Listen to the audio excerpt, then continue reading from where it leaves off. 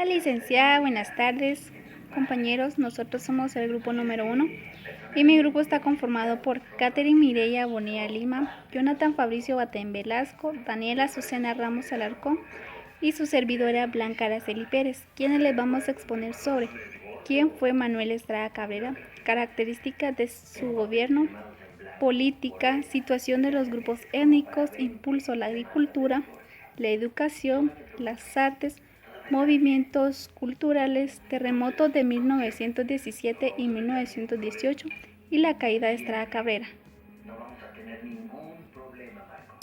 Manuel Estrada Cabrera fue secretario de confianza de Justo Rufino Barrios. Años después, José María Reina Barrios lo nombró primer designado a la presidencia del país y cabal al ser asesinado Reina Barrios fue nombrado presidente interino.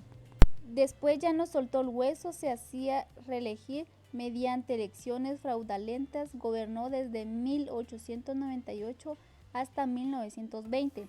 No toleró ningún tipo de reforma, oposición y durante su gobierno se dieron muchos crímenes políticos, torturas y fusilamientos de numerosos opositores. Durante su gobierno, los ministerios y escritores chaqueteros le llamaban Don Manuel, jefe del Partido Liberal, Excelencia, Benemérito de la Patria o benefactor de la Juventud Estudiosa. Sufrió varios atentados, pero siempre tenía suerte. Uno de ellos fue en 1907, cuando le pusieron una bomba al paso de su carruaje, pero solo murió el caballo y el cochero. Otro fue en 1909, cuando una procesión iba a pasar frente de su casa. Algunos cohedentes habían planeado atacarlo, pero los Orejas lo pusieron en aviso a Estrada Cabrera, que no solo evitó el atentamiento, sino persiguió a los que habían planeado.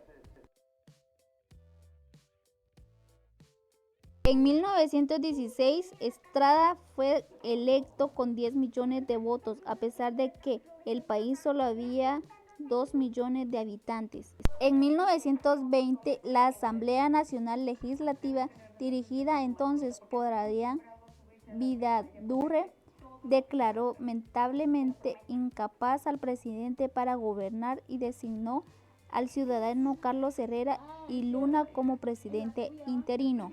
Tras rendirse a una multitud, saqueó su finca, la cual estaba ubicada en el área donde en 1950 se construyó el estudio Doroteo Guamuch Flores.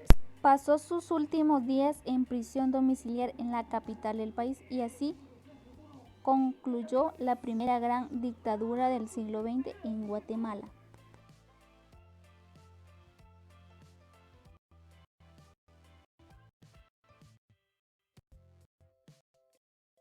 En el ámbito político, el mandato de Estrada Cabrera no se caracteriza por sus mejores prácticas. La dictadura se basa en la corrupción, se normalizaron sobornos y chantajes. Muy buenas tardes, licenciada, compañeros. Mi nombre es Mireya Bonilla y les voy a hablar un poco sobre lo que fue la situación de los grupos étnicos en el gobierno de Manuel Estrada Cabrera. Uno de esos hechos y uno de los más impactantes en nuestro país fue el desastre en Quetzaltenango en 1902. Era la ciudad natal del presidente.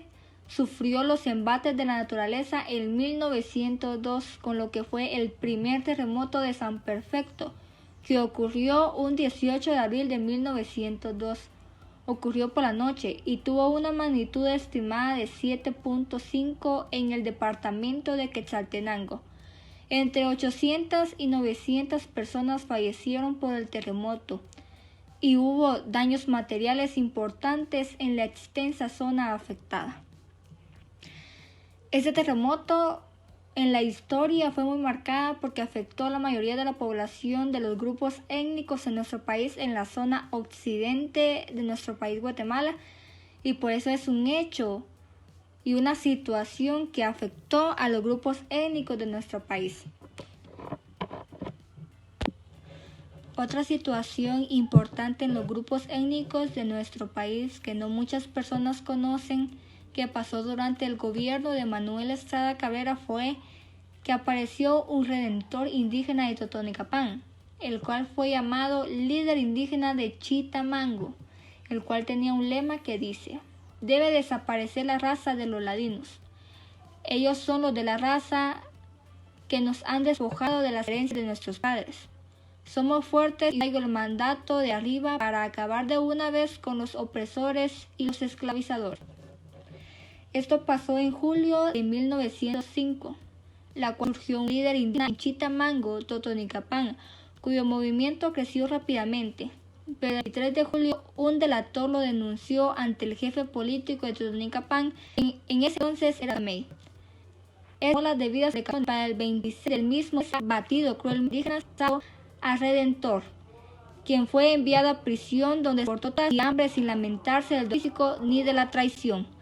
Lamentablemente el nombre de Redentor no es registrado, ya que el expediente fue requisado por Cabrera almacenado en su residencia, donde perdió el saqueo que se hizo después del derrocamiento del presidente durante la semana trágica de 1920. Por razón que no muchos sabemos, porque todo lo que fue la documentación y el ente redentor se perdió durante el derrocamiento. Pero ya les di un poquito de la explicación sobre el redentor indígena de Chitamango, lo cual quedó como un personaje importante en la historia de los grupos étnicos de nuestro país. También les voy a hablar un poco de el arte en el gobierno de Manuel Estrada Cabrera. No hay mucho contenido de lo que fue el arte en Guatemala en ese entonces, pero hubo un hecho importante, lo que fue el reconocimiento del himno nacional, lo que es un arte en nuestro país, lo cual pasó en 1910.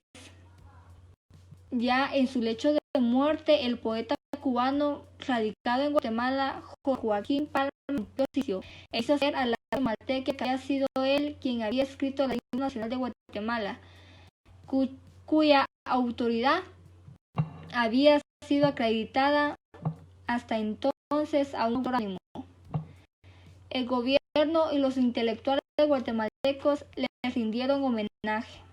Se emitió un acto el 15 de septiembre de 1910 en que se dedicaba que en las minusvalías de ese año se otorgaba una medalla de oro al cubano, la cual llevaba en el anverso el escudo de la República y en el reverso de la leyenda el gobierno de Guatemala al inspirador poeta José Joaquín Palma, autor de la letra del himno nacional.